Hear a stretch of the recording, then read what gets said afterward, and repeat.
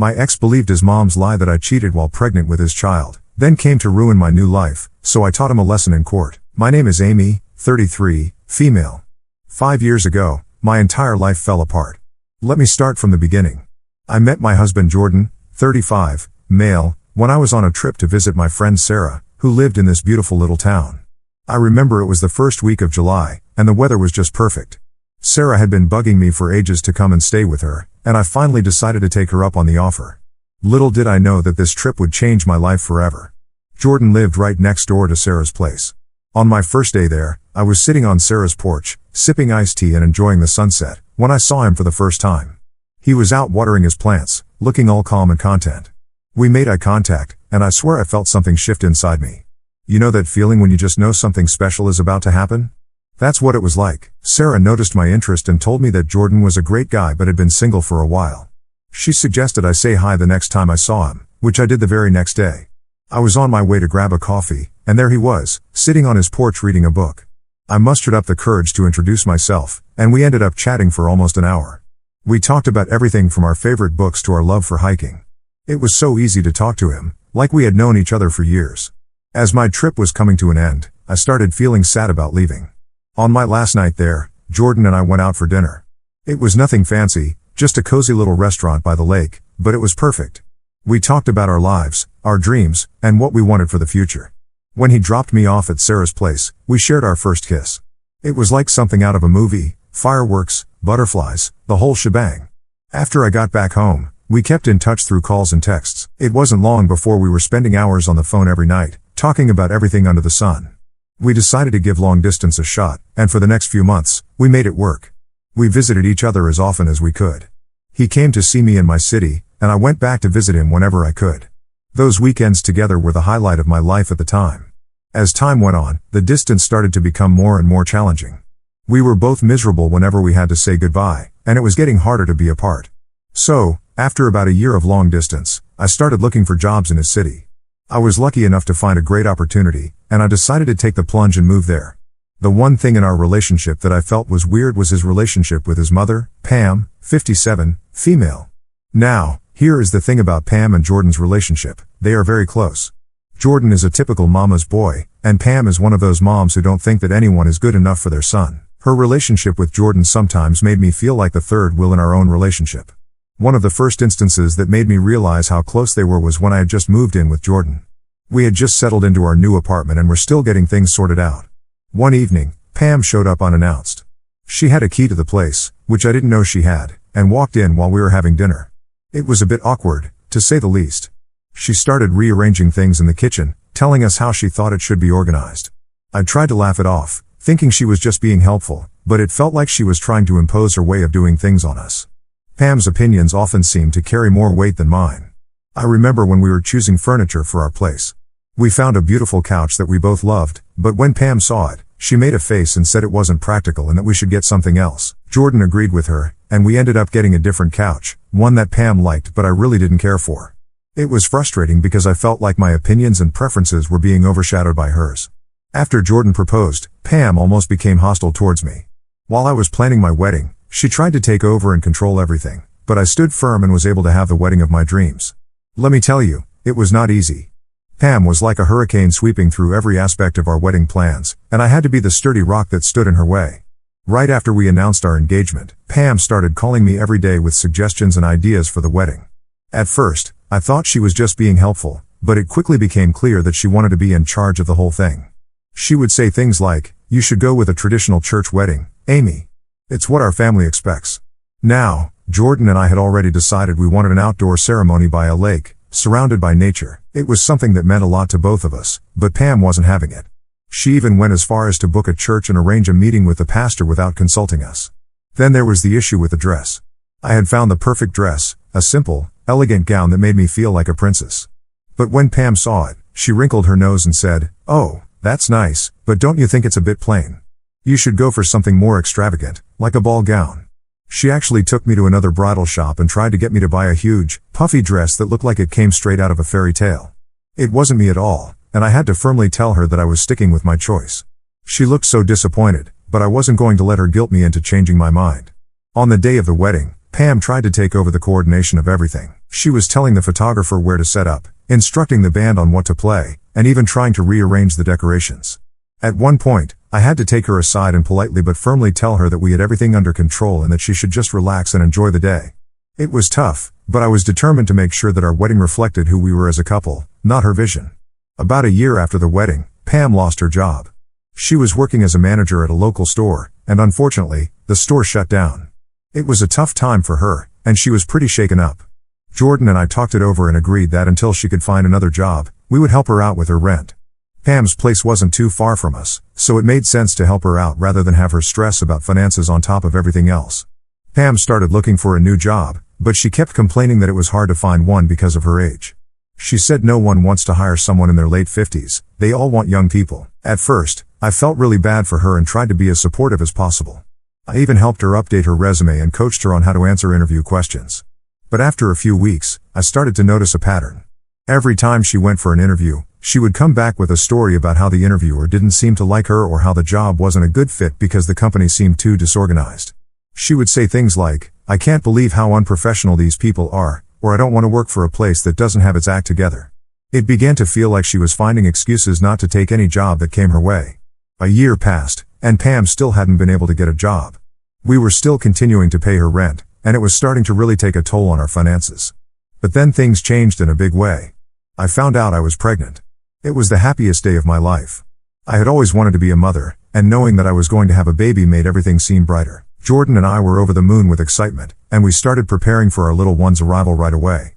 When I was about 8 months pregnant, I decided it was time to take my maternity leave.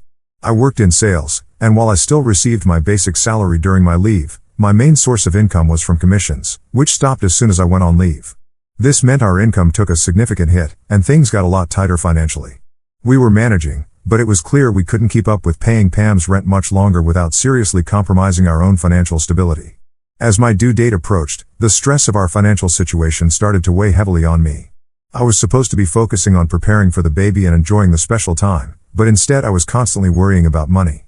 We had savings, but they were dwindling fast, and we needed to make sure we had enough to cover any unexpected expenses that might come up with a baby. We agreed that we needed to have a serious talk with Pam and let her know that we couldn't continue to pay her rent. We decided to have the conversation the next day.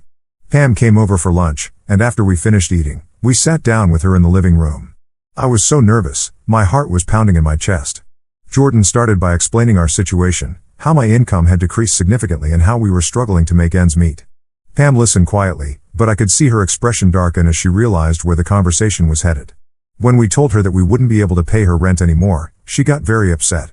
She said, "How am I supposed to survive without your help? I've been trying to find a job, but no one wants to hire someone my age." I felt bad for her, but I also knew that we had to prioritize our own family's needs, especially with a baby on the way. I tried to stay calm and explain that we had been supporting her for over a year and that we just couldn't afford it anymore. I suggested she look into other options, like finding a roommate to share the rent or even moving into a more affordable place. Pam was not happy about it. She said she couldn't possibly live with a stranger and that moving would be too much for her to handle. The conversation was tough, and it didn't end on a good note. Pam left in a huff, and I felt terrible. Less than a week later, Pam came to visit us again, and this time she didn't say anything about the rent.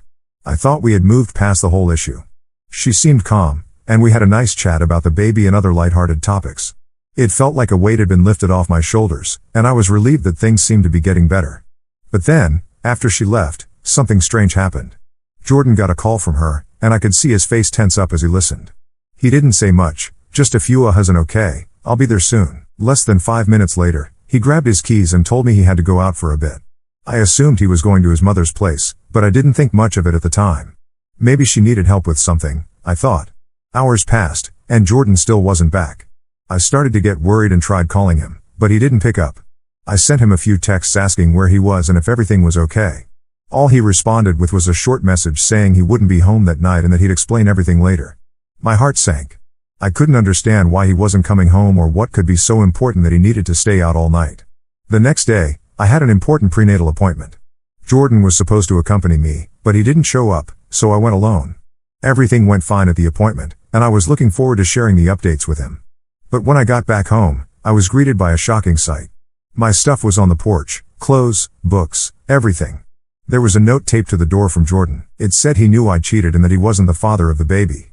My heart sank, and I felt a wave of panic wash over me. I tried to get inside, but the locks had been changed. How had he managed to do all this so quickly? It was like my world had turned upside down in an instant.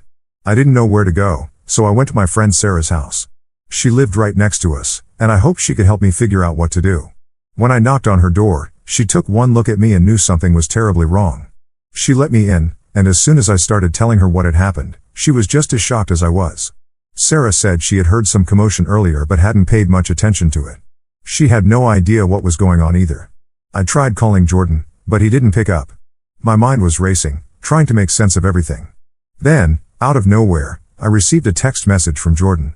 It was a picture of me standing at our front door with a man. I was smiling, and the guy was handing me something. I remember this guy. He was a colleague who had come over a few times to get my signature on some work documents. Nothing inappropriate had happened. He was just a coworker. Who could have taken this photo? I was so confused and hurt. I texted Jordan, trying to explain that the man in the picture was just a colleague from the office and that nothing had happened between us. But Jordan didn't believe me. He just replied saying he wanted a divorce and that he couldn't trust me anymore. It felt like a dagger to the heart. I couldn't believe it took so little to destroy our relationship. Trust me, I tried my best to explain everything and reassure him, but it was like he had already made up his mind. Something had changed in him, and he wasn't ready to listen to me at all. A few weeks later, I was still living at Sarah's house. I was trying to keep myself together, but it was hard with all the stress and uncertainty hanging over me. I did make plans to move back to my parents' place for a while to get some stability, but I couldn't travel right now because of how far along I was in my pregnancy. It just wasn't safe for me or the baby. I needed help, so I asked my mom to come and stay with me. She flew in the next day, and it was such a relief to have her by my side during this difficult time. My mom helped me find a small apartment nearby. It wasn't much, but it was a place where I could start over. I used what little money I had saved to sign the lease, and my parents generously loaned me some money to help with the baby's expenses. They have been my rock through all of this, and I couldn't have made it without them. It was a humbling experience relying on my parents like this, but I was grateful for their support. I had to deliver my baby without my husband. My mom was there, but I still felt so alone. After a month, I was still trying to reach out to Jordan, texting him, sending him photos of our baby boy, and doing everything I could to make him believe that he was the father. I kept telling him that we could get a paternity test and that all I needed was a sample of his hair, but he wasn't even willing to try that. It was like he had completely shut me out. Then, one day out of the blue, he sent me divorce papers. I was furious and heartbroken at the same time. I didn't know what to do. I felt so helpless and abandoned. I didn't have any other option but to hire a lawyer. I thought, if Jordan doesn't want to accept his son, then fine, we don't need him. I was determined to move forward for the sake of my son. The lawyer was very supportive and helped me navigate the whole process. I decided to include a clause in the divorce papers stating that Jordan was relinquishing his rights as a father. I was shocked when he happily signed the papers without any objection. It was like he didn't even care. Within a few months, we were divorced. Raising my son alone was really tough. There were sleepless nights, endless diaper changes, and moments when I just felt completely overwhelmed. If it wasn't for my mom, who actually came to help out with the baby, my dad, who helped financially, and my friends, who helped me stay sane through it all, I would have lost my mind. My mom stayed with me for several months, helping with everything from feeding to midnight cuddles. She was my rock, always there to pick me up when I was feeling down and to remind me that I wasn't alone in this journey. My dad was amazing too. He provided financial support, which was a huge relief. Being a single parent with a newborn and trying to make ends meet was incredibly stressful, but knowing that my dad had my back made it a bit easier to breathe. My friends, especially Sarah, were my lifeline. They checked in on me, brought meals, took me out for coffee just to get me out of the house. They kept me grounded and gave me the strength to keep going, even though things got really tough. However, despite all the support, I became deeply depressed when I found out that Jordan was already getting married. Married? Yes, within a year of us separating, he was tying the knot with someone else. It hit me like a ton of bricks. I couldn't help but think that he was with this new girl while he was still married to me. It all started to make sense why he was so unwilling to listen to me when I tried to explain the truth about the situation with our baby. He just wanted a way out of our marriage so he could walk out on me and our child. It took me a while, but I finally managed to pick up the pieces of my life after everything fell apart. After Jordan kicked me out and filed for divorce, I heavily relied on my parents and friends for support. They helped me find a small apartment where I could settle in with my newborn son. Financially, things were tough at first.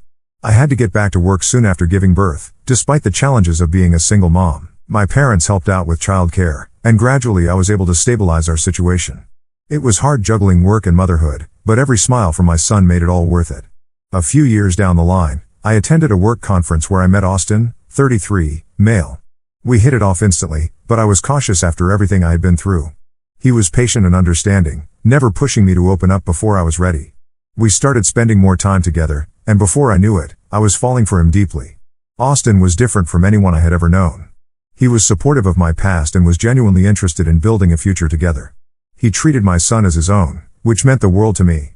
After dating for a while, we decided to take the next step.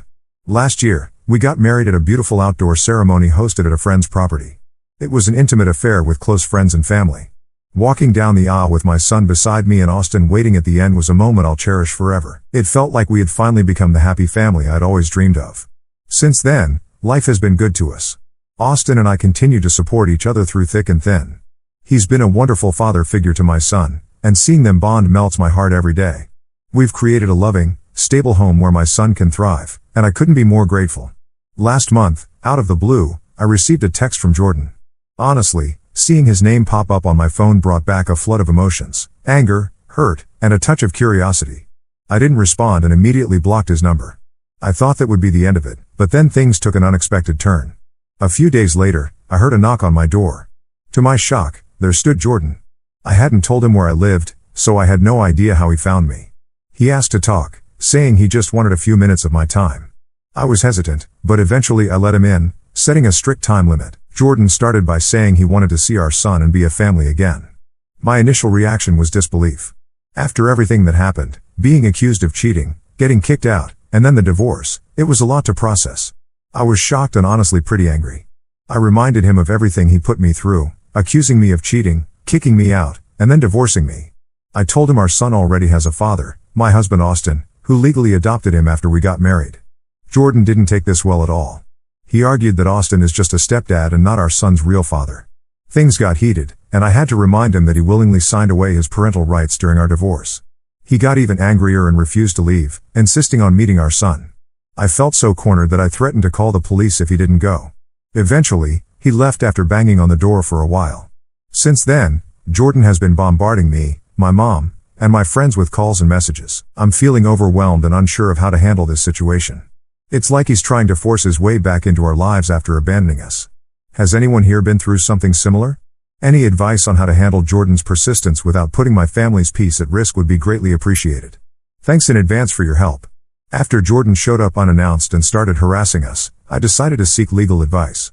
I contacted a lawyer and explained the whole situation to her. She assured me that legally, Jordan has no rights to my son. She explained that because my husband Austin legally adopted my son after we got married, Jordan's rights as a biological father were effectively terminated when he willingly signed away his parental rights during our divorce. It was a huge relief to hear this from a legal professional. She also advised me on steps I could take if Jordan continued to harass us. She said we could pursue legal actions such as getting a restraining order or taking other measures to ensure our safety and peace of mind. Armed with this information, I feel more confident about handling the situation. I know now that legally, my family is protected, and I don't have to entertain Jordan's attempts to disrupt our lives. After I told Austin about it, he was understandably concerned and told me never to open the door if Jordan came by again. He's worried about Jordan's behavior, and honestly, so my curiosity got the better of me though, and I did a bit of social media digging. Turns out Jordan is divorced now. I'm not surprised, to be honest. Starting a new relationship on the back of another one rarely ends well. Since that incident, Jordan hasn't stopped with the texts and calls. It's all he's been doing, constantly trying to reach out to us. It's frustrating and unsettling, but for now, it's just been limited to that. I'm keeping Austin informed about everything, and he's been really supportive. We're both on the same page about not engaging with Jordan and prioritizing our safety and peace of mind.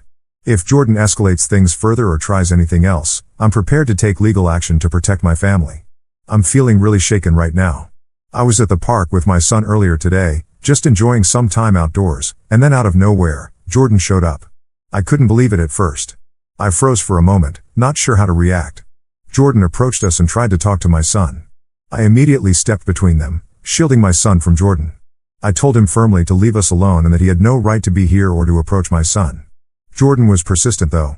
He started saying things like how he wanted to see his son and be a family again. It was incredibly unsettling to hear him talk like that after everything that's happened. I could feel my heart racing, and I was scared about what he might do next. I tried hard to stay calm but firm. I told him that if he didn't leave immediately, I would call the police. I could see the shock and anger on his face, but I didn't back down. My priority was protecting my son and ensuring our safety. After what felt like an eternity, he finally backed off. He muttered something under his breath and walked away, but he kept looking back at us as he left the park. I stayed there for a while, just trying to process what had happened and calm my nerves. When I got home, I immediately called Austin and told him everything. He was furious and worried, but he reassured me that we would take whatever steps necessary to keep us safe. He insisted that I should have called the police right then and there, but I was so caught off guard that I didn't think of that. Now I'm feeling scared and anxious about what might happen next. Jordan's behavior is becoming more unpredictable and aggressive, and I don't know how to handle it. I'm seriously considering getting a restraining order to protect my son and myself from any further encounters. It's been a roller coaster, but I think things might finally be settling down. After the incident at the park where Jordan showed up unexpectedly, I realized I couldn't keep living in fear of him. So I made a decision. I sent him a firm text message and told him that if he wanted to see his son, he needed to get a lawyer and we could discuss things through legal channels. I didn't want any more surprises or confrontations. I also made sure to have my lawyer with me when we met. Austin was there too, standing by my side. It was important to have that support. When Jordan and his lawyer arrived, we had a serious discussion.